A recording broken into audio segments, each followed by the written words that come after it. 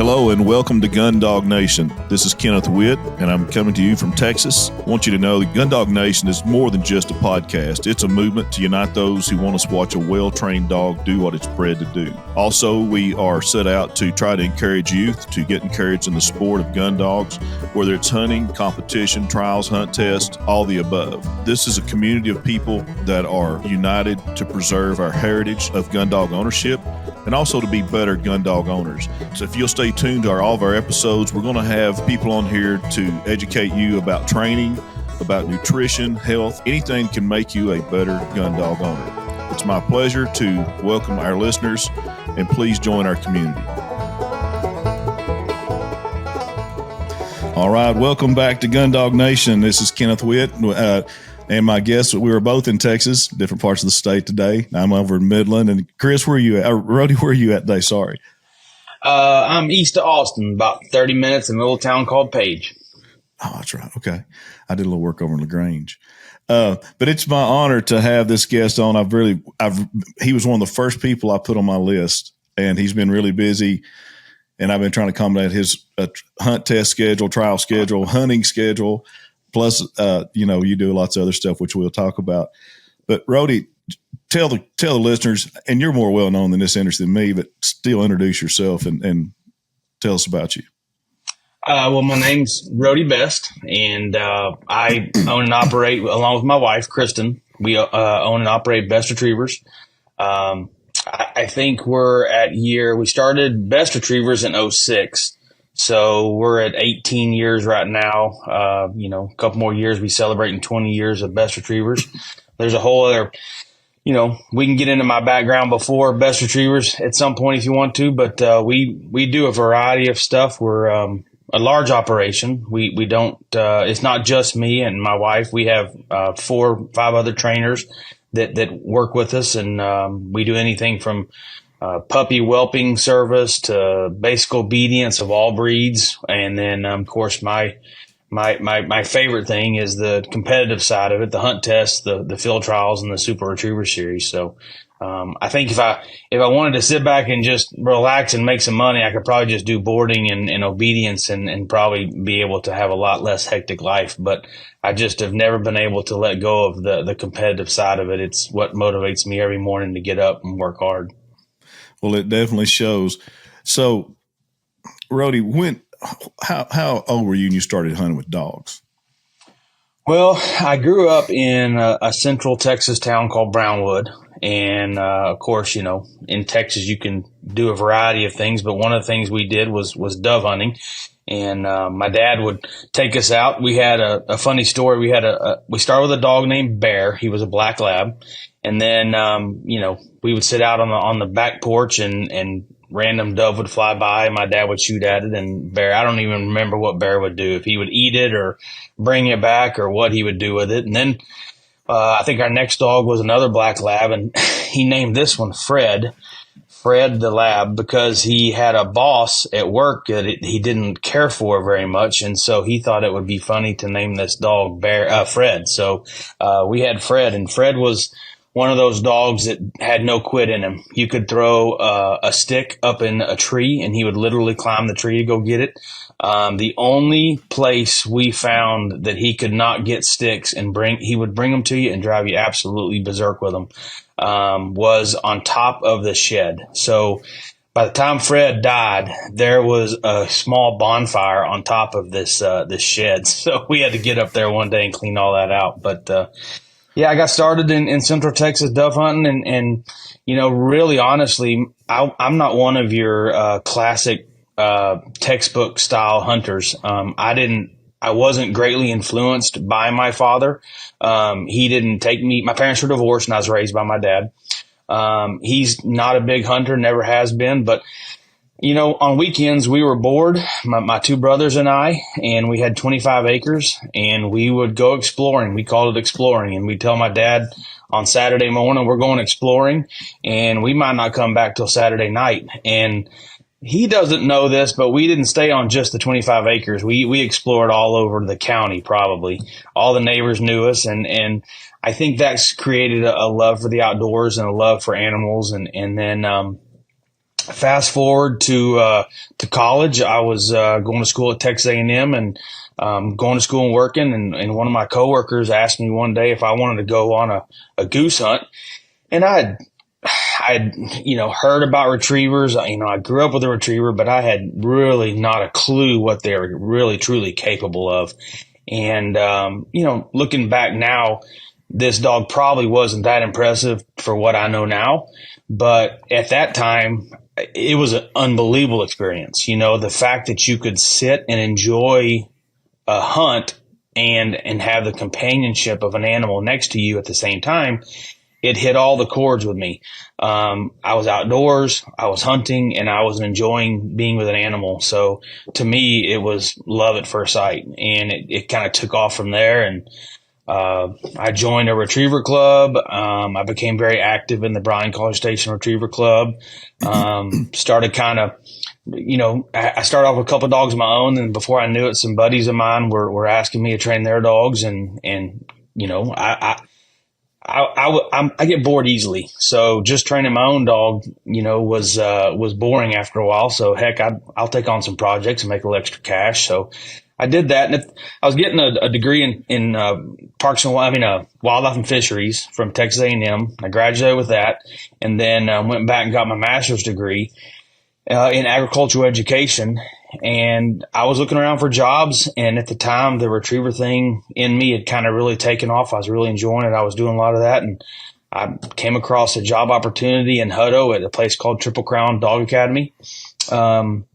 My predecessors were two very well-known people, Carl Gunzer and Jeff Hennard. Carl's now, part of Purina in their sporting dog department. And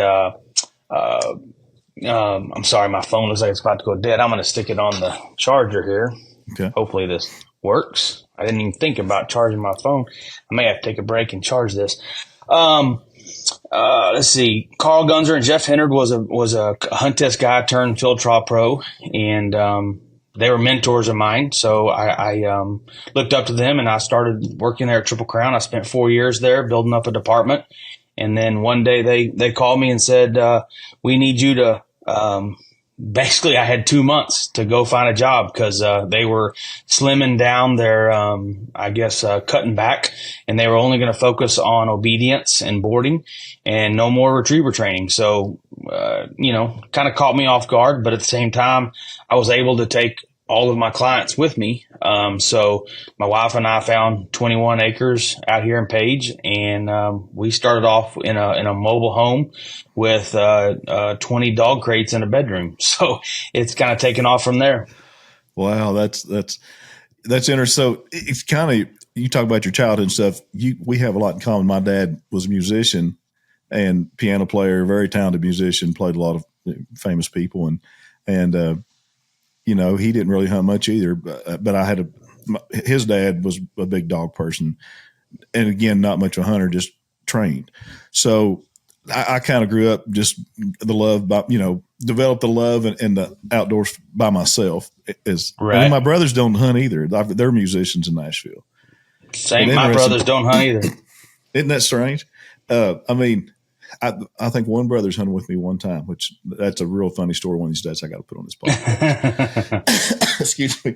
But anyway, so you've been in Page so how many years now would that be that you've been doing this? Well, I started, back in the late 90s, I was doing the retriever thing in the retriever club and training my buddies' dogs, and then moved to Hutto in 2002.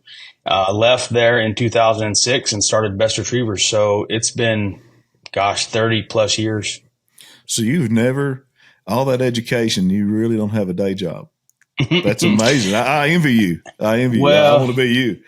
Well, it took me 10 years to pay that off, and I didn't really feel like I got anything out of it, honestly, but oh well. And educated at a good school too. That's right. So this is now it's all starting to click with me, like a hunting dog, everything starts to click, a lot comes on. Now I see why you were so recommended by lots of people that I respect for your training ability, and someone whose brain to pick, and someone, matter of fact, to reach out to learn about the SRS. I was told by Shannon Nardi actually to reach out to you. So now I know why. I can't imagine, Rody, how many dogs. There's no substitute. There's no university could train the experience that you have. It's Yeah. unbelievable. I don't know that I know Well, anybody that's trained that long, full time. yeah. I would say I have a very diverse background, but because I started out, when my wife and I started out with best retrievers, I'd take any dog that came. I needed to put food on the table for my family, and so we took any dog, and a lot of just mediocre, talented dogs, but I think it shaped me to who I am today, and that I have a knack for training soft dogs because I can kind of I know that relationship is ultra important for those kind of dogs. Mm-hmm. And so, and their relationship to me is what I deem most important or most special for me. I know some guys that they do it for the fame, they do it for the recognition, they do it for the money, they do it as a means of obtaining life goals or whatever. For me, I do it because I love doing it and I love the relationship. I mean, some of my most proudest moments are the dogs that weren't the A+ students. They were the C+ at best, but I went and passed them at a Master National or to me, I don't take this the wrong way, but anybody can learn how to drive a Corvette. But you can, if you can jump in a go-kart and beat some of them guys, then all the more power to you. For me, that makes it more special for me. You're right. It's easy to coach that 5-star recruit, isn't it? Oh, sure. I mean, yeah. there's certain amount of skill that's involved, obviously, but I like the challenge. I get bored if it's easy. I guess I'm a little ADHD. I don't know.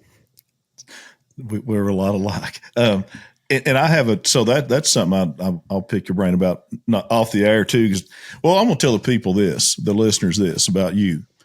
I called you. You don't know you didn't know who in the world I was. I'm nothing to you. I don't have any kind of clout to benefit you in any way. And I asked you about training and wanting to be a better trainer myself. And you volunteered to let me come and just watch. And you told me that you were the type of person that wanted to share everything, share your knowledge instead of keeping that, top secret so no one can steal your ideas who may compete against you one day or something. You wanted to share that. I really like that about you. It says a lot about your character, but the people should know that. That's what kind of guy you are. Well, I appreciate that. I think my wife, we used to have this argument for years, and it was because when we first started out at Triple Crown, she raised kids. She had a little daycare out of her house. That was how we made extra income. And then when we moved out to Best Retrievers, we were out in the middle of the country. There wasn't an opportunity to really babysit kids anymore. She was busy raising our boys, but she had to kind of I kind of had to push her to get her to help me with the business because it was, I was starting all on my own and I had, what it's like to be a dog trainer. You're not just a dog trainer. You're an electrician. You're a plumber. You're a kennel cleaner. You're an accountant. You're a CPA. There's just endless amounts of work. So I kind of had to get her to start helping me a little bit and she slowly started getting better. But when she was frustrated, she would always say, "You're naturally talented at this. It just comes easy for you." And I said, "No, it doesn't. The more I work, the luckier I get. It's about hard work and putting in the time." And so we had this argument for years about how I would argue I'm not any talented than anybody else. I just work harder, but I have come after training thousands or hundreds of clients.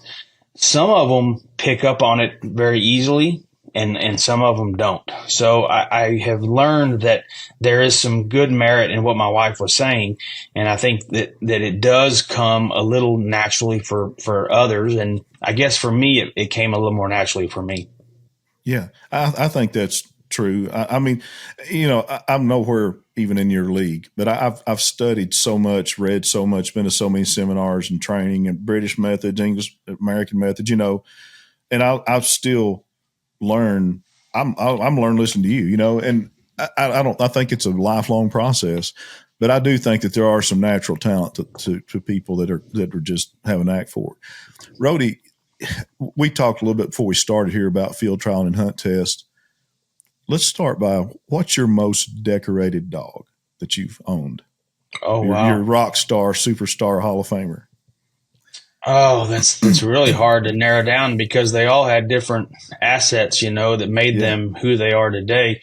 My knee-jerk reaction was one of my first dogs. That was Jazz. She was a Grand Hunting Retriever champion, master hunter, past one Master National. I didn't start running Master National till 2009, and by then she was too old to really go after the Hall of Fame title. So she was 1 for 1 in Master National. She was a Super Retriever Series dog. She's kind of the dog that put my name on the map as far as the Super Retriever Series goes, because when I ran El Campo in 2004 with a couple of dogs, and I did okay, but I didn't do great. But I got the itch for it. And then my next event was Loudoun County, Virginia, and she got third. And she impressed Justin Tackett, who was basically, him and Shannon were running it at the time, so much that Justin asked me to join a group called Team Water Dog.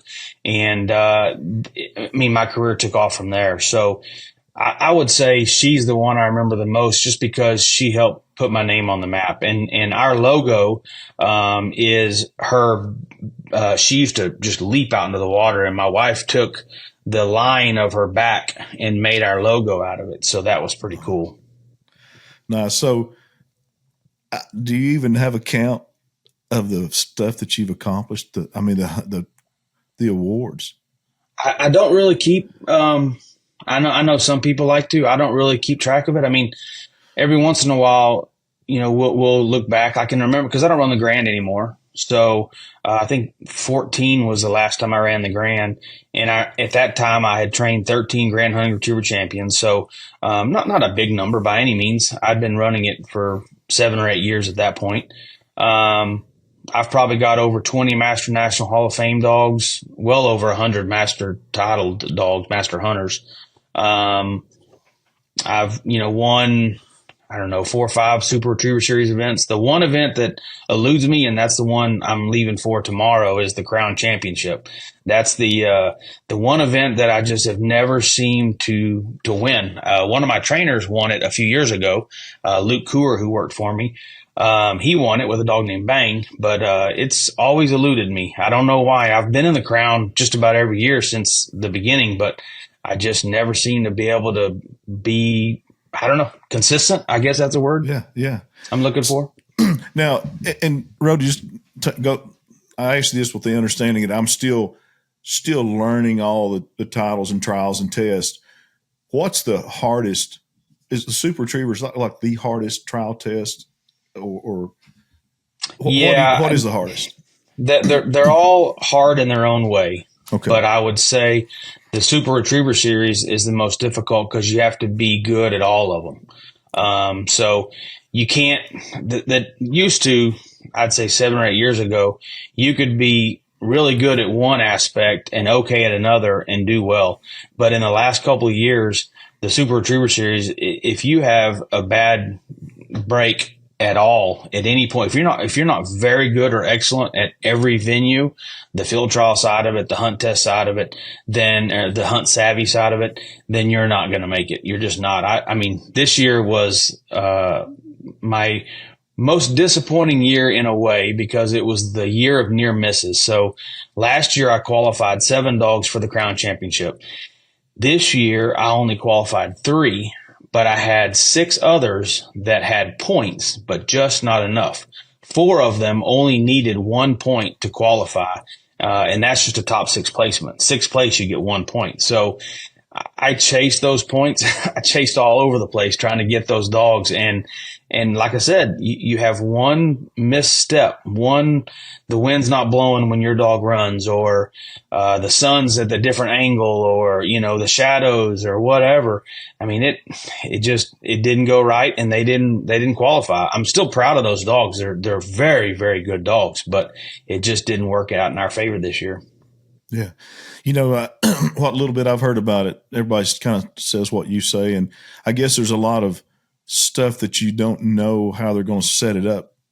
Is my understanding. I've not seen one yet, so I'm going to go watch. But is that correct?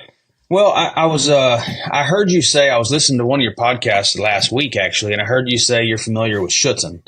So yes, if you know what Schutzen is, you know what your routine is. You practice that routine every day. And for us, we don't know what we're going to go up against. In an SRS, we know we're going to run a field trial, but it may be a short retired, a long retired, 2 retired, all 3 retired. I mean, there's so many variables that can affect what a trial might look like. So you have to, and I think that's what I enjoy the most is you could train for anything. You could train every day for a year and still come up on January 1st and face a scenario you didn't train for.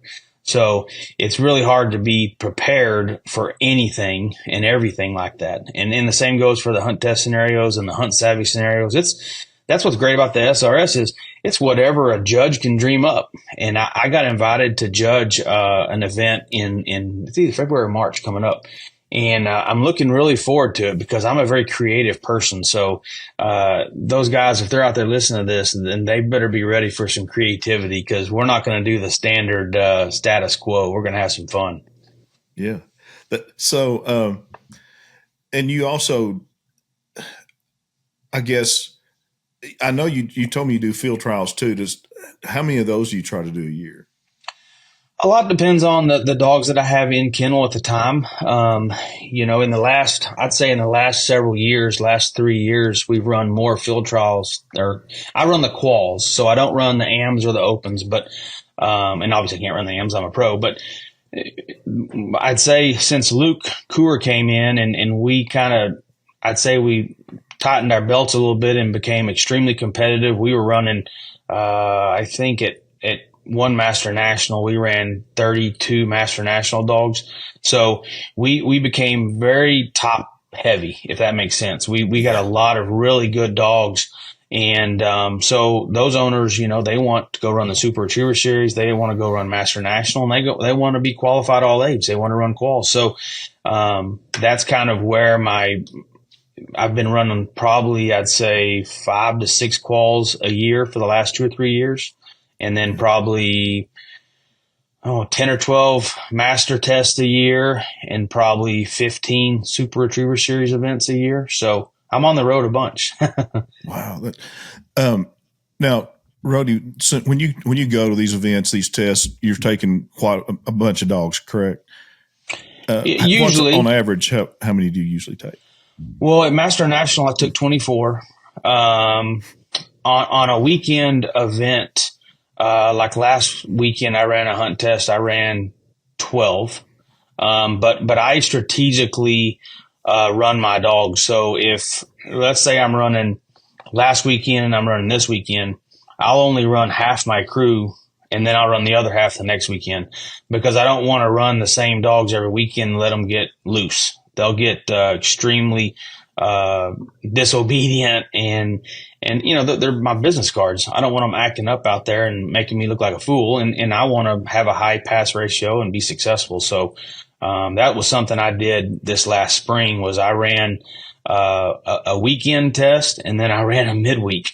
I know I'm crazy, but I think I had 2 days of training. I was running 7 days a week and I was running training 2 days and running dogs on 5 of those days. So it was a difficult schedule to keep up for sure.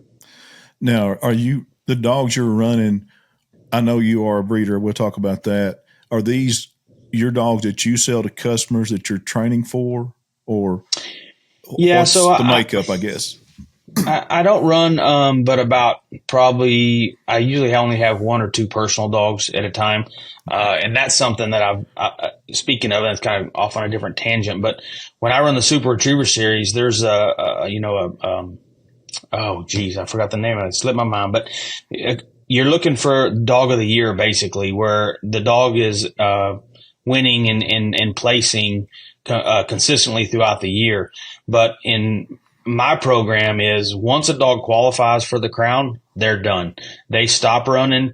Then we go back to training. We get them. They may run some other events, but I don't want them beating other dogs at that event because I want to open the door to that young dog coming up or that new client that's never got to experience it. I mean, imagine a client that his dog's been in training with me for a couple of years and he goes out and we run an SRS and we run 3 in a month and his dog gets his teeth kicked in by all my other dogs. He's going to be like, well, I don't even want my dog on your truck because I can't compete right now. You know, he's not going to want that dog to run. So once my dogs qualify, they go on the back burner. We go back to training and I try to open the opportunities up to the other dogs. But, back to your original question, you know, I try to, why don't you reword the question again? Why don't you come back with that?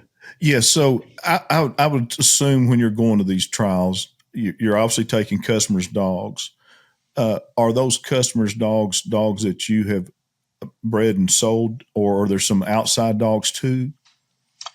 Okay. So, yeah. So, you know, and this brings it probably going to lead into your next question about our whelping service. I would say probably half of my dogs now are dogs that have come through our whelping program. But the other half are still, you know, I would call them a cold call. They'll call me up and they've got a dog out of a different breeding from somewhere. And I'd say honestly, 20% of my dogs are what we call remodels. And they're dogs that started out somewhere else, and for whatever reason, were brought to me. And my job is to kind of, you know, clean them up and reconstruct them and get them, you know, successful. And so, those are the hardest ones, honestly. I was going to say that sounds tough. Yeah. 'Cause you got to pretty much go back down to break it back down to the basics kind of. Yeah. And they're never going to be, and this is one thing I preach to my trainers. Once you teach the sit whistle, it's ingrained in them forever. And that's one thing I'm very stickler about is I want a dog that sits on a whistle extremely fast and sharp and quick because I've got a couple of dogs that I run in master in the SRS and they came from other places and their sit whistle wasn't quite as good as it probably could have been. And it hurts me sometimes because imagine if you're running a blind retrieve and you're running from point A to point B and the dog drifts, let's say he gets offline to the right about 6 feet and I blow a whistle and he has a slow loopy sit to the right and where he was 6 feet off when I blew the whistle, now he looped to the right and dragged that sit out another 10 feet. Now I'm 16 feet offline. And so it really becomes difficult to get back online at that point. And, you know, honestly, I have to really play those dogs in a way. I got to play the curve. I got to play that dog to the left side of the line because I know when I blow a whistle, they're going to curve to the right or vice versa. Wow. So we were talking about client dogs and you were taking in some dogs. Some of them were what you call them, like not remodels, rehab. Yeah. Remodels. So, what I was going to ask you along that line is, I guess, Rody, I'm sure I'm trying to say this in a nice way, you know, but I'm sure when you take dogs, let's just say a client comes to you, hey, I want you to take my dog, maybe it's me, and take it and get it titled. Do you look at the dog and assess it first? What would you do? I mean, obviously, I might bring you some dog that's got no chance in the world of ever making a hunt test or a title or SRS. How do you handle that? Well, the first thing I do is try to let the client know I'm realistic with them. In fact, almost to a fault. My wife says I tend to be too pessimistic. I like to call it realistic. The last thing I want to do is give them false hope or false expectations. So I try to explain to them, you know, that I'm going to need some time to evaluate the dog. And then, you know, this is a funny story because, I ran 3 of my son Dakota works for us. He's a trainer and, he's been doing it now for a couple of years. And anyway, I ran some dogs for him at Master National this year because he and his wife were expecting their second baby. And I took 3 of his dogs And it was funny because the clients afterwards, they had been dealing with my son for a year or over a year, and he had been training their dog, and the way and the style in which he presented and informed them of their work and how they were doing is different than mine. And when I was doing the pre-national training, I'm pushing them. I'm pushing them hard, and I want to see results, and I have high expectations. And my reports weren't as favorable to the client as my son's in the past, because they were running master weekend tests, and we're fixing to enter the big test.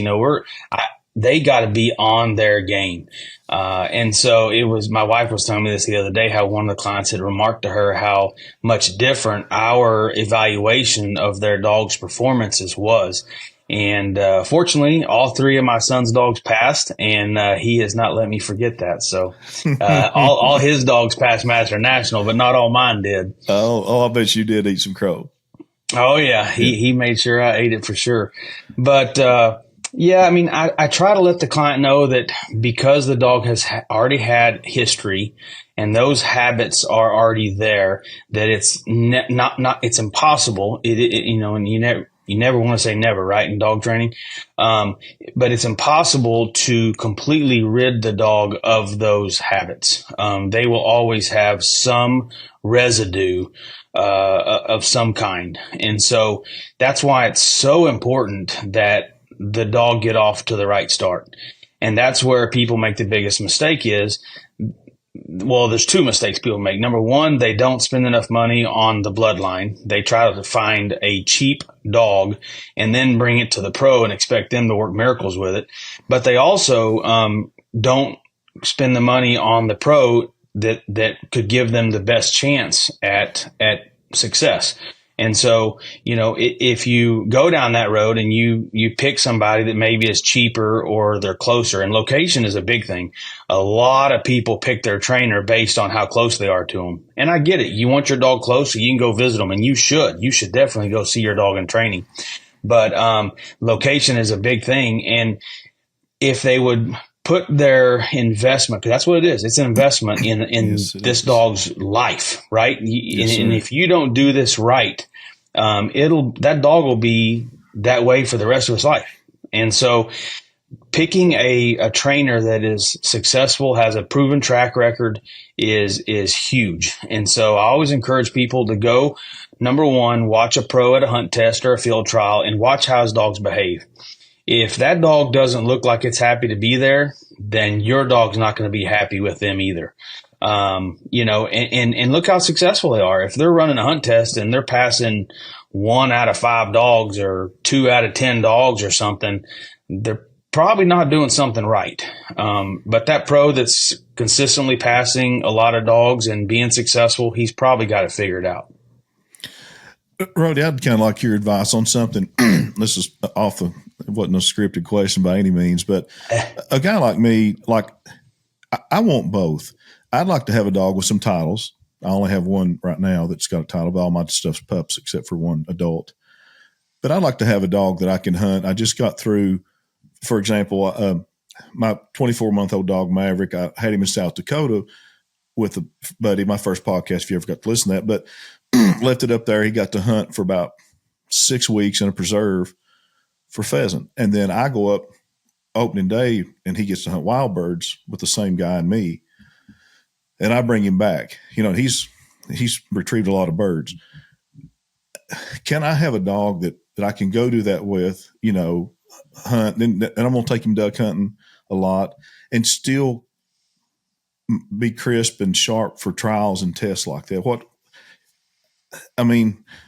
Can I have both? That's a good question, because the first answer is yes, you can have both, but whether you're going to have you need to work on one or the other, and not mix it up constantly. So in other words, I'm not hunting with my dog that I'm fixing to take to the Crown Championship this week. You know what I mean?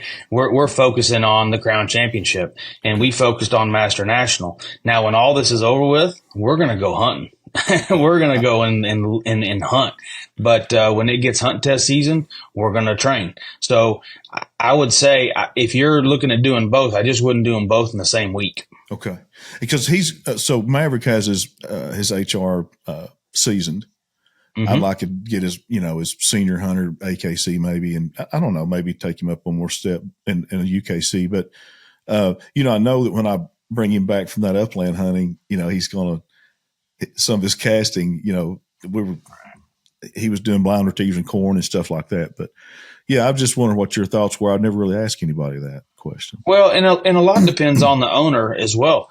If the owner is not very good about reinforcing the commands and holding the dog to a high standard, then obviously the dog is going to learn to just blow off commands and not have a high standard.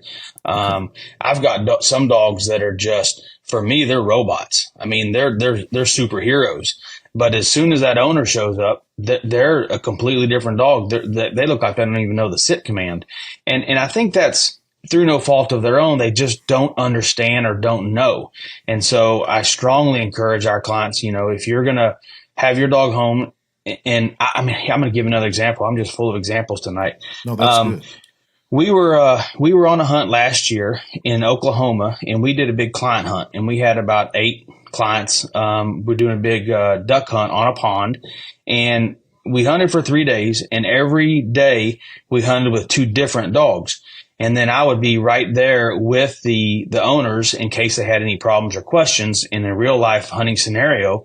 And that way we could work on problems that we might not see in training. So the first couple of days went by relatively smooth. I mean, I remember the first day, one of my owners, he's a good buddy of mine. He'd had a dog already trained years ago, and this was his second dog. And she was a little different. She wasn't quite the same. She wasn't as bold. She was a little more timid and a little more unsure of herself and still young. And that first volley of Canada geese that came in, and we shoot down like 10 or 12 of them, she was just overwhelmed, And he was worried about it. He's like, I don't know what to do. She's not seeing the birds. And I said, well, hold on a second. I jumped up and I ran out in the decoys and I threw her a goose, a couple of times, and he sent her. And she started coming back and getting in the hut. And we did that about 3 times. And then we sat down and enjoyed the rest of the hunt. And she did it flawless after that. So that was really cool to just stop and take a chance, and take a break and show the dog what we're actually doing. But on day 3, this is the story I was getting to. I had 2 dogs left and that hadn't hunted yet. And one of them was really wild and difficult to control. And I asked him, I said, do you want me to help you with the dog? And fully knowing that he was going to need my help. And he said, no, I got it. No problem. And I'm like, oh, okay, well, let's see how this goes, right? Because, you're shooting shotguns, and so you want the dogs to be safe. We're in lay-down blinds, so you know how dangerous that can be. So we start out the hunt, and I decided to get close to this other dog that was pretty wild just so I could be there to help.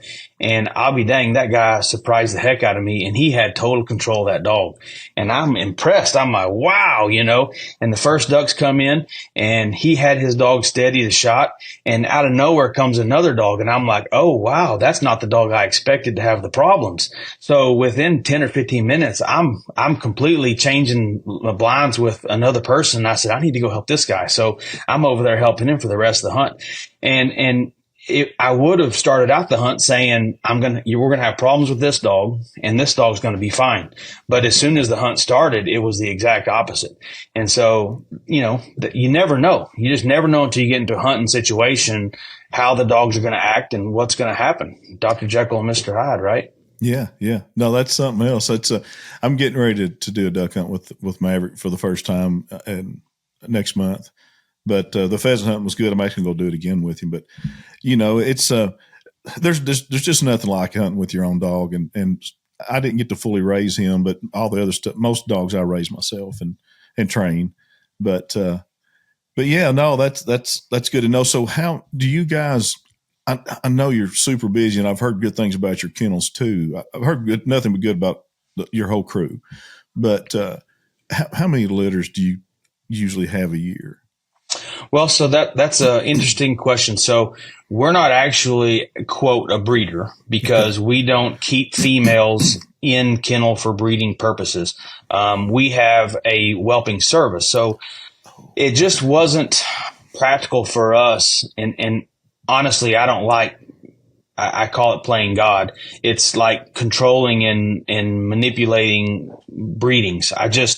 If a client wants to breed his dog and we got a good male, then that's great. But I'm not going to have 8 females and try to be breeding them all the time and trying to make money off of them. That's just not my game.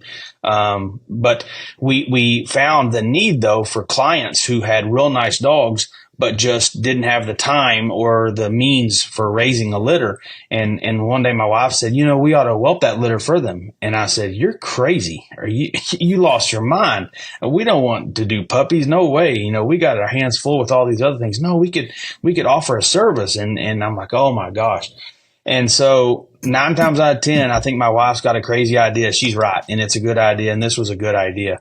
So what we found out within a couple of years of doing this whelping service is we can help control the situation from start to finish. So let's say Maggie is wanting the owner's wanting Maggie to be bred. Well, I trained Maggie. I've spent years with her. I know her personality, and I know which kind of dog would be a good match for her. So we can either go in kennel with a male we have here, or we can go out of kennel to another breeding out there, and I can recommend something based on my knowledge and background of her personality and her good qualities that she has and her bad qualities. What would counter that? And then when the owner drops the dog off, we take care of everything from A to Z. So they drop the dog off about a week prior to their birth. And then we basically take care of everything from the birthing process to raising the puppies to talking to the new owners and doing the go homes. And then the owner basically comes and picks a female up after we've nursed them or removed them from nursing to the puppies. And they get a check and we get the benefit. The true benefit for us is the fact that all these people that come and pick up their puppy, they see us, they meet us, they see our facilities, they see some of our dogs in action maybe, and they're like, this is a pretty nice place. I'd love to have my dog trained here. And so that breeding that I recommended and had something to do with that I really, thought would be a good breeding, then comes back to our kennel, and then we spend several years training it, and our product quality has gone sky high because we're not just waiting for some backyard breeding to come into our program anymore. We're staying booked with just dogs that come out of our whelping program. So it's been a huge blessing in disguise. That's remarkable service because, like me, I may have some really good female dogs, really good bloodlines. I'm not a breeder, don't want to be a breeder.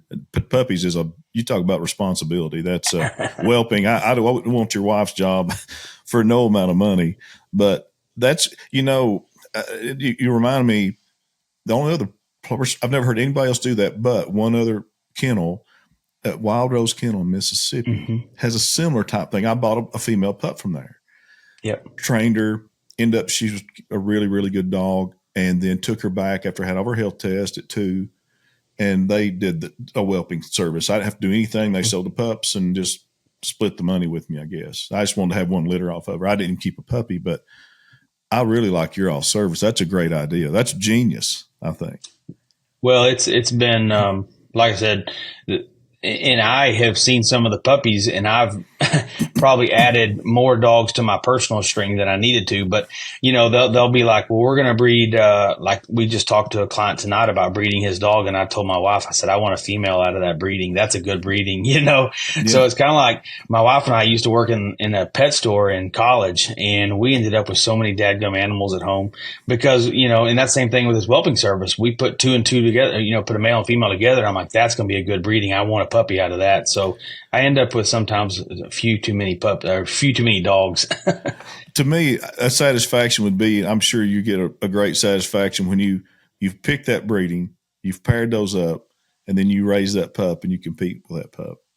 And you see how it turned out. So that makes you more knowledgeable about what, I'm sure you learn every litter more and more about what you're doing. Yeah. What most people don't realize is that when you match a male and a female together, you're not going to get a 50-50 split of both parents in every puppy. They don't realize that. We call it the 60-20-20. No, 40-40-20. Sorry, 40-40-20. 40% of the dogs are going to be just like one of the parents. 40% are going to be just like one of the other parents. And really only 20% are going to be that perfect blend. And so people don't realize that. And that's what's so important about picking out a puppy is you better like both those parents that puppy came out of, because it's going to be maybe more like the mom or maybe more like the dad. It may not be that perfect combination. So if you don't like the dad, but you like the mama, and your dad and that puppy comes out, it might be like the daddy and you might not be happy with that. You got to be comfortable with both parents. Yeah. It's almost a crapshoot in a sense, but. Oh yeah. So you still get, as busy as you are, you said you did client hunts. So you actually get some of y'all just go on a group hunt? Yeah. When I was at Triple Crown, one of the things that I dreamed up in trying to start a program there was exactly that I've trained this dog, but it's not like you buying a car off of a car lot. You can't just hop in it and drive it, and it drives exactly like I drove it when I parked it. It's an animal. It's going to have good habits and bad habits, and you as the owner may not reinforce things like I did. So there's going to be a lot of things that go different at home once that dog gets there. And in a hunting situation, it's even more vital that it go correctly because you're dealing with a loaded firearm. And so what I dreamed up was at the end of every dog's graduation from our Gundog program, I would take the owner on a hunt. I had a buddy of mine that was running a hunting operation, and we would book a duck hunt or a goose hunt, and I'd go with them. And that slowly kind of faded out over time, just because honestly I didn't have enough weekends to go hunting with every dog that I trained. I mean, that sounds like a sad story, but and so what we've done here recently is in the past couple of years, most of my clients are my friends. They're more than just owners. They're my friends, and some of my best friends I got to know through being first. I trained their dog, and we got to be best friends. So being able to go hunting with them, and we just slowly decided. Last year, I think I took 8 on a hunt, and then this year, me and 2 of my trainers are each taking 8 owners with 8 different dogs. We were booking the whole lodge, and we're gonna hunt for 3 days and hunt everybody's dogs, and we're gonna help them and work with them and show them, the ins and the outs, and hopefully we have a good hunt, and hopefully the dogs do well. I love that. That makes me want to just go get another pup. But that's a great idea because I've trained my own dogs, and I've had dogs trained, and you get your dog and it's trained. There's so many nuances that the trainer's done, and the body language you use, and then I did Schutzen and all that stuff at protection sports, and so sometimes my methods might be a little harsher just vocally because I'm just used to that, but that's priceless, I think. Well, and last year it went off really well, and that's why we got the idea to do it this year on a bigger scale. And we may learn that a bigger scale is maybe not as, productive or doesn't work out as well. We'll find out this year, but, and the best thing is my other 2 trainers, my son and Kerrigan, are both going to see, how to teach these dogs. It's going to help them in their training because we're going to see how these dogs do in a real environment. And then we're going to take that back to the kennel, and we're going to go, okay, we don't do this good enough. We need to be better here. Or maybe the dogs aren't good at this. We need to make them better at this. So I think it's going to help the clients, and it's going to help us as trainers. Yeah. Cause I don't know of any scenario, Rody, where the trainer gets out and hunts with a dog, except like my pheasant deal in South Dakota. But normally, no, you would never see the dog really in the field, would you, other than the training field? Yeah. And I'm, saying that, and I think some of your guests you've had on are big hunters, but there's also a lot of guys that I know and run with that they don't hunt. They don't hunt hardly at all. And I don't see how you could be a retriever trainer and not enjoy hunting with them, Yeah. It's funny. There are people that way that I've actually listened to podcasts where guys said they don't hunt, they just compete. And that's fine if that's what they like. But now, hunting's what got me here. And me too. Yeah. And you too, I'm sure. And by the way, I did have a ranch in Santa Ana near Brownwood there. Oh, really? Yeah. And I sold it. And when I got the one I have in Fort McCavitt, but yeah, I like that area. Yeah. Do you still have family in Brownwood? My dad lives in Brownwood, and I was on a deer lease for 10 years in Coleman. Oh, yeah, yeah. Right outside of San. Yeah, I just had a small place there, 100 40 acres, I think. But it was nice. I actually wish I still had it. But anyway, yeah, I love that area. I do too. And there's seems like there's a bird hunting preserve around in Brownwood or Coleman one. There's a trainer there in Brownwood. I actually went to school with their daughter, Glenda and Julie Mitchell. They're out in Brownwood early, actually. Okay, I know the name. I don't know who that is, but I've checked that out. So anyway, yes, I guess. So you're getting ready this week. You're going to be at the SRS at the Crown. Now, again, I hate to keep making you do this for me, but explain the hierarchy, if you don't mind, of the SRS, if it wouldn't take too long. Like a hierarchy, meaning how do we get to the Crown? Yes. Okay, so throughout the year, basically starting in January, we will have qualifier events, and they're typically a 3-day event, Friday, Saturday, Sunday. And you go and you're looking to basically, if you get in the top 3, you automatically qualify for the Crown. If you get 4th, 5th, or 6th, you're getting points towards qualifying. So it goes 1 through 6. So first place is 6 points, and 6th place is 1 point. 6, 5, 4, 3, 2, 1. Okay. There's a certain number of points to get your title. You have to have a win to get your title. So I've had dogs who had tons of points but never got that win, and they never got that title. I've had other dogs who won. I've got 2 dogs that I won twice with, and they got their title easily. And last year I had a dog that I trained for 6 years, and I could never get him in the finals. And we had an event going on here locally, a Super Retriever Series qualifier event. And I told my son, Dakota, I said, hey, why don't you run Kaizen and see how he does for you? This will be a good way to learn how to run the SRS. And he had run it when he was a college student for fun. But, this was the big stage. He was a pro now, and he was going to run against other pros, being only 25 at the time. And he ran Kaizen, and I'll be dang if he didn't win. He beat me, and he beat all the other pros with a dog that I had never made the finals with. Wow. So that just goes to show how certain dogs and certain trainers can match up, and they blend well together. They can read each other. There's, a lot of communication there that they did well, apparently. So, but to answer your question, the qualifier events go on from January on through September. The last qualifier event we had, I actually stopped on the way to Master National in Arkansas and ran. It was called the Last Chance Qualifier, and ran that event. Didn't get what I needed. Went on to Master National, and so there's probably, I think, on the schedule around 30 to 35 events that you could possibly run. Now, a lot of those are on the same weekend. So some of the guys run the East Coast, and then some of us run the South part, and then there's a few up north and not very many in the West. So primarily the South to Southeast part of the United States. We have usually 2 or 3 in Texas. Best Retrievers puts on a double header. We do an event in the first part of April in which we do the Lost Pines Retriever Club, which is our local club here, does an event, and Best Retrievers does an event. And so people that come to run the event or people that want to watch can get the benefit of having 2 events back to back, right there. So they are back to back, like weekend to weekend? Or there's 1 day between them. So this year I put I think I put 2 days or 1 day between them.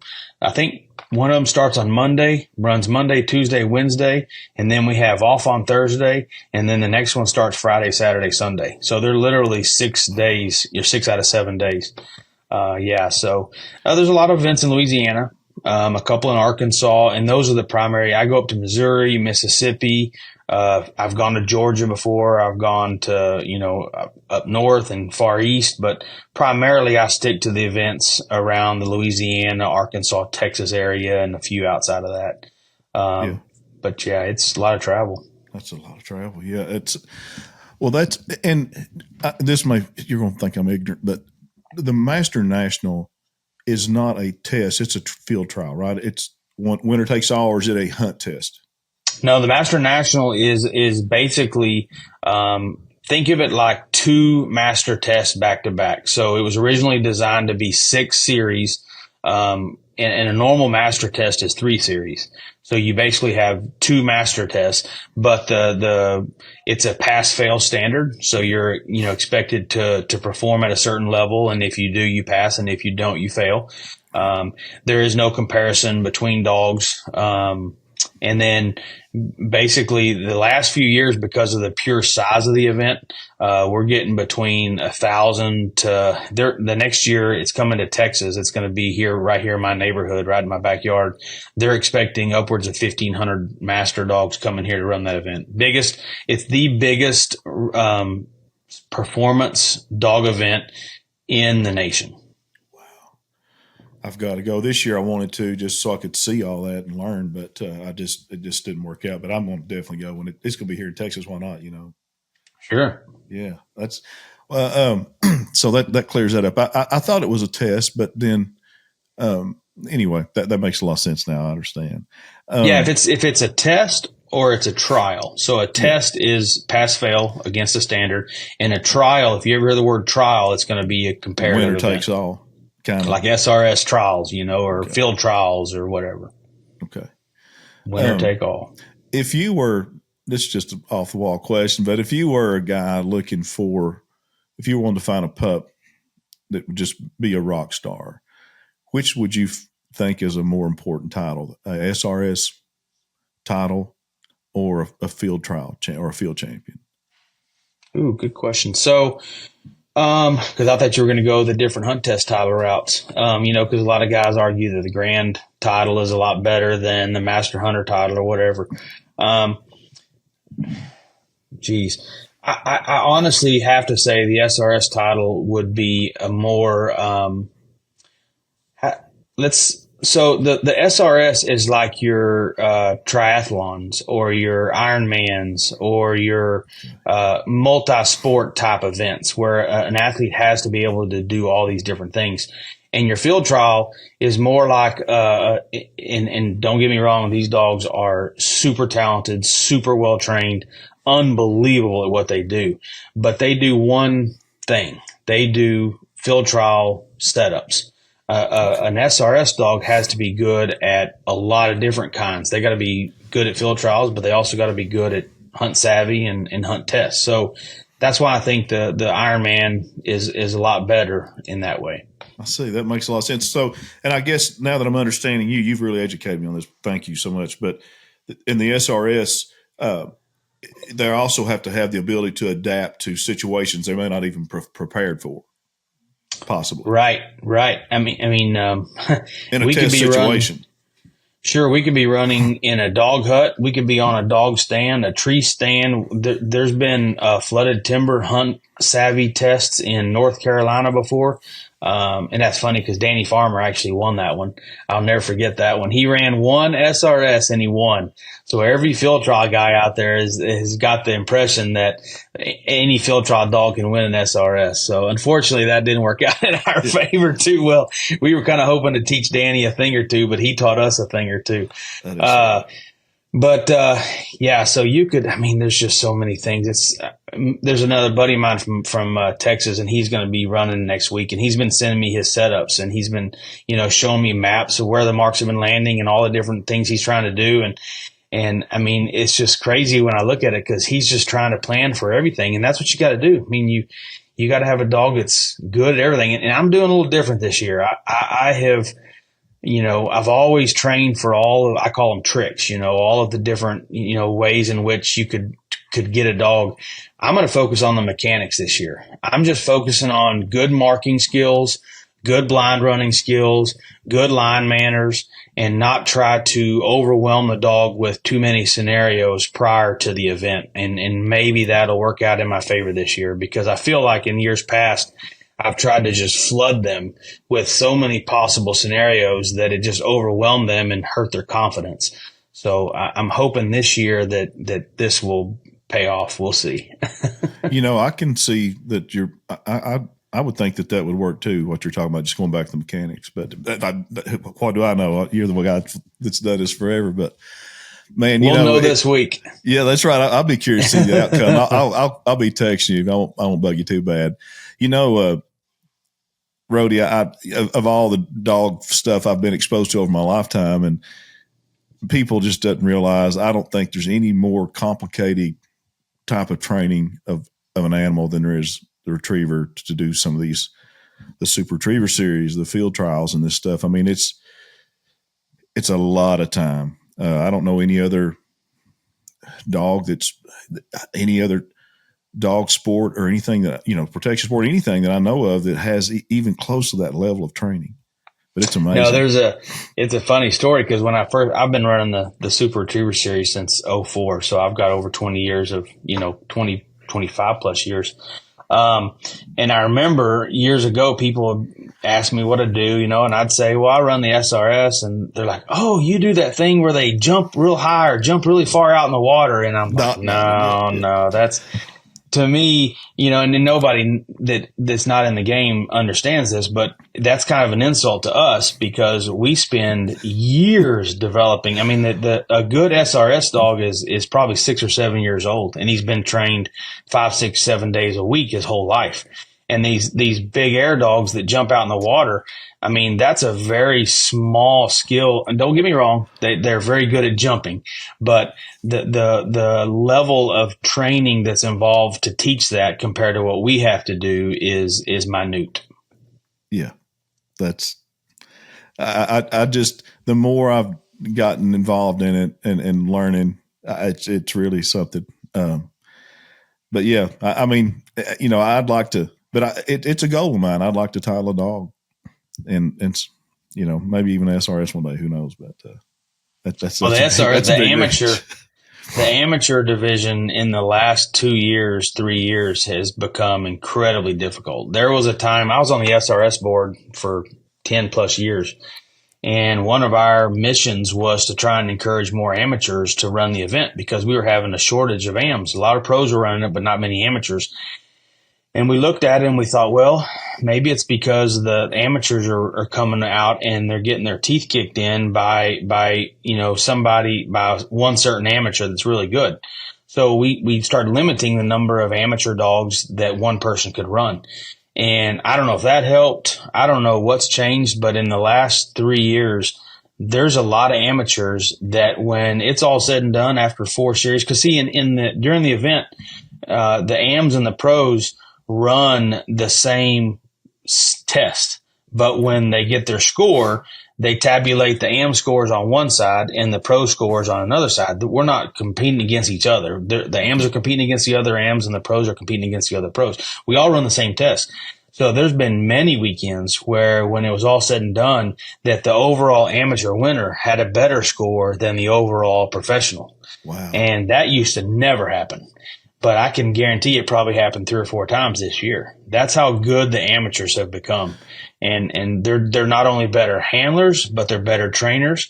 I mean, an amateur, to be an amateur, you just don't receive financial compensation for training.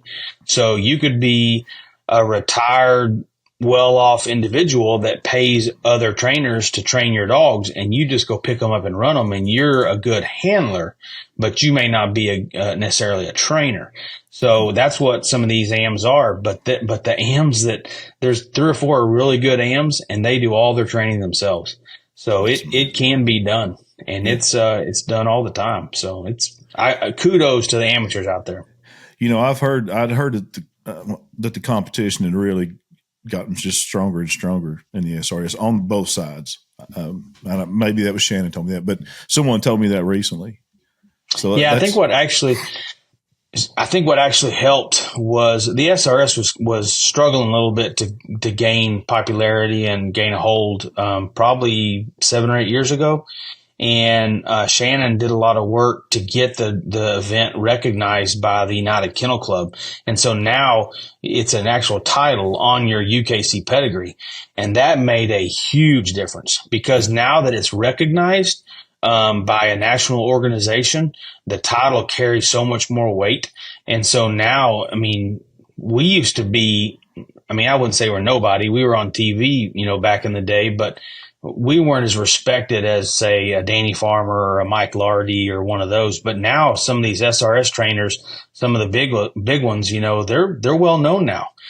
because the SRS is respected. And these dogs that are doing well at the SRS, they're Grand Hunting Retriever champions, they're Master National Hall of Fame dogs, and heck, a couple of them are field champions. So the SRS is just one more of those events now that's respected and held in high regard, which I love it because I've been, with it since basically the onset. Yeah, and I didn't realize that. I remember her telling me about it being UKC, honored now, but I didn't realize how the popularity had really grown. But it's popular to me, and I've only been aware of it probably a year, just because it just wasn't something that I, followed. Yeah, and what's really become, I think, helpful in that regard is that our Crown Championship is on. Well, it was live streamed, and now I believe it's YouTube. You can watch it live. So starting on Tuesday morning, anybody can listen in and watch on TV or on your computer every dog that runs. I mean, the entire event is you can watch every dog run. So if you got a time at your office, you can stick it on one of your screens and be watching all day long while you're working. I'm glad and that's made it popular. Because I'm glad you remind me of that. Yeah, people can now. It has exposed a whole new what's the word? It's opened doors for people who never really understood, or maybe they couldn't make it on a weekend to go watch a field trial or a hunt test or something, but they can, with one click, watch a couple of dogs run an event, and all of a sudden, someday I want to do that. That's how I got started. I watched the Super Retriever Series. I happened to flip the TV on a Saturday, and I watched an event in Missoula, Montana. And I was like, that is cool, and I want to do that. And here I am today. Rody, it's interesting. All the people I've talked to doing this, I've heard more than one person say what you said, that they've either watched, a hunt test, but mostly it was people saw at random the SRS series and thought, man, I just give anything if I can make a dog do that. Even people that probably never hunted with a dog, probably never owned a lab, Yeah, it's kind of like, yes. Go ahead. No. Well, before I forget, I always ask people this, but has labs been the only breed you've ever really trained, hunted? So my hunting passion is waterfowl, duck and goose. I'm not a huge upland hunter. I don't mind going pheasant hunting and quail hunting, but it's never been something that really appealed to me. In the past, I'd say the last 3 years, I have gotten into backcountry Western hunting up in the mountains, and that has been extremely time consuming, and it has overwhelmed me. It's my passion. I eat it up. I'm going to Idaho as soon as I get back from the Crown Championship to go mule deer hunting. But so I think, and this is my just a hypothesis here, I think because I've been waterfowl hunting for so many years, 25 years plus, that I needed something new and challenging, and that's been the Western mountain hunting. But notice that to talk about the breeds, though, I just recently got an English Cocker Spaniel, and her name is Roomba, and I am ecstatic over her. I have been, every morning I take her out and we flush a couple of pheasants, and we just finished her obedience, and she's delivering birds to hand now, and so we're going to actually start steadying her up and teaching her the field side of things, and it's going to be exciting to have a dog. I mean, she loves water too. I mean, there's not many spaniels that I've ever trained that loves water like she does. And she jumps out in there and goes after it. So we may be doing some duck hunting too. I know we're going to be doing some dove hunting, and heck, if she can duck hunt, we're going to go duck hunting. Just doing this podcast, Rody, I bet I've talked at least 3 people that have also picked up a cocker and started hunting them. And everybody, I've never talked to one person said it was the worst thing I've ever done. They all talk about they love the drive, the desire, and they just have no stop in them. It's all hunt, and I'm excited. I've actually got one coming too, and cool, English bred, and but yeah, I'm excited. I'm gonna take it and do like I did my other dogs and go let it stay with my pheasant guide up there and If he doesn't, I don't know if he'll let me bring a cocker. He's a lab guy, but I'm going to try next year. I thought about actually putting her with a professional upland trainer. And my wife and I went back and forth about it, and I just realized I enjoy it so much that I want to try it. I want to be a part of it. Yeah, it's what I learned now. I'm not trying to tell you how to train a dog by any means, but what I've learned just with my labs up there, and I think the cockers work the same way. When you're in the pheasant country and we're hunting wild birds, they'll kind of quarter naturally and they'll stay close to you. So once they flush and see it come up, and it's almost, Rody, it's almost like you just turn them loose and they about train themselves. I mean, if you got obedience on them, that's what I'm seeing. Yeah.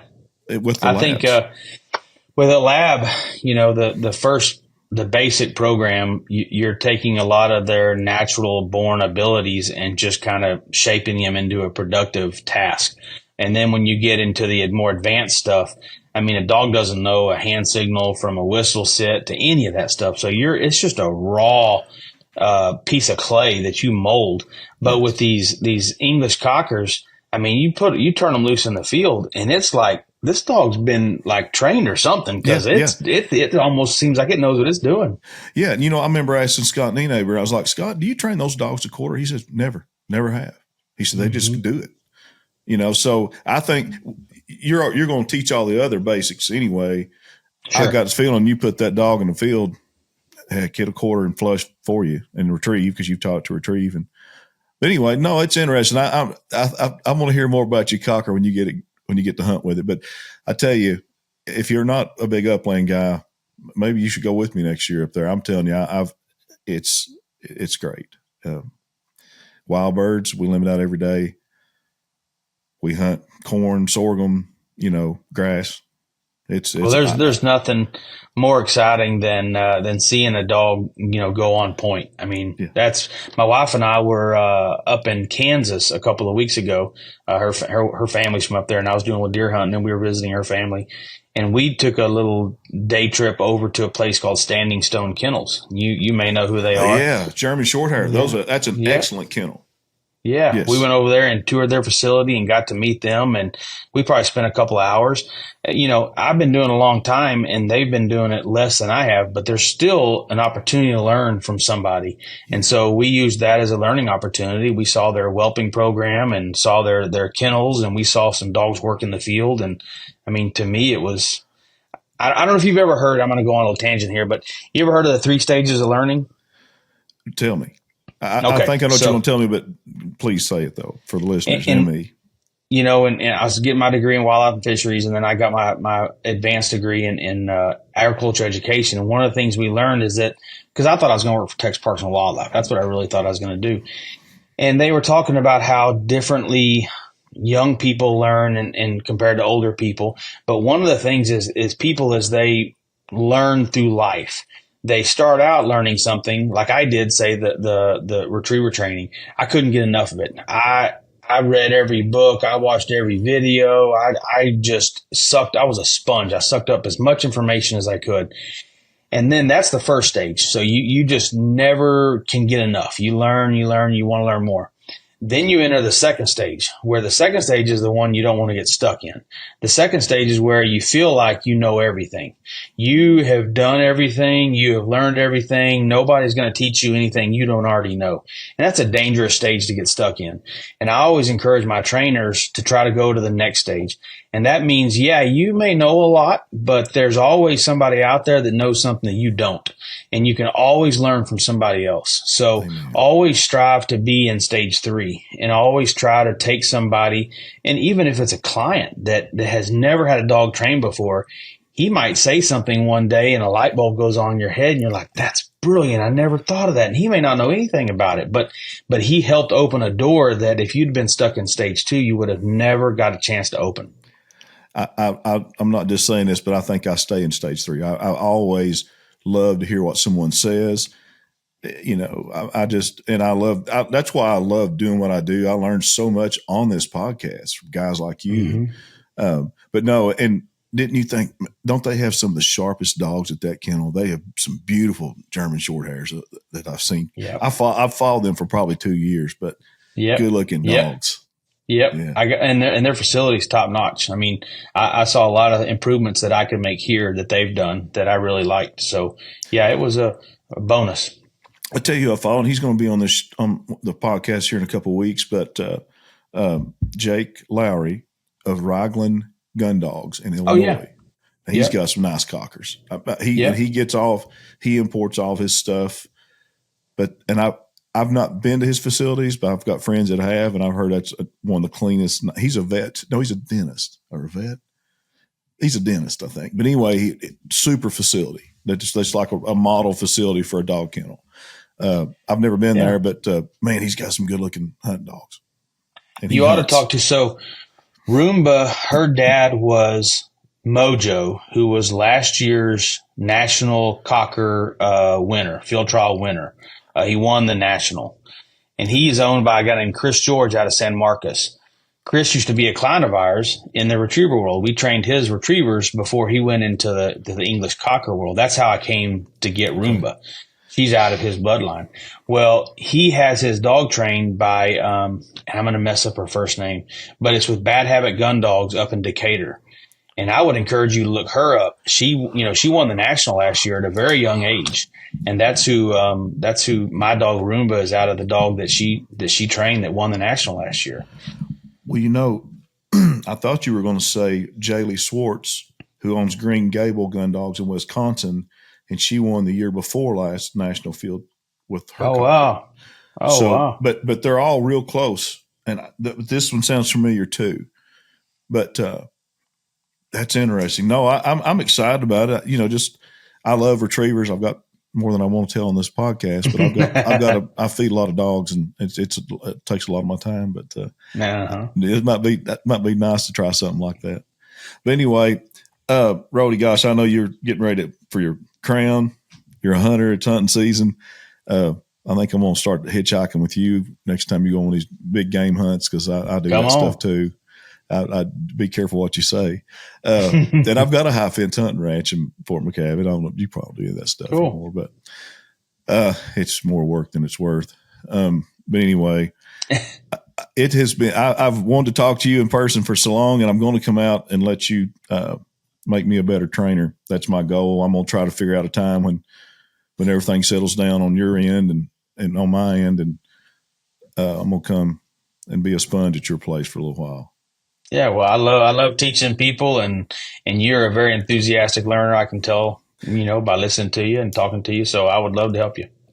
All right. Well, hey, thank you so much. Now, I know you don't need the advertisement, but Rody, tell people how they can find you. Well, my wife runs our social media stuff, so she can probably tell you the exact addresses, but our website's bestretrievers.com, and you can also find us on Facebook and Instagram. She is kind of taken over the social media thing in the last, I'd say, 6 months, and she's enjoying it, and she puts out a lot of cool stuff. I think it's cool, and people check it out and tell me what you think. You got great pictures on there. I see and check everything y'all do. I have since the first time we ever talked, and I'm a fan. All right. Well, hey, if I don't stop, I know you and I could rattle all night long, and it's. Yes, but anyway, Rody, it was a pleasure having you. Thank you so much for taking time. And I know that our listeners appreciate hearing from a pro like you. And this won't be our last, I hope. My pleasure. I look forward to doing it again. All right. Thank you.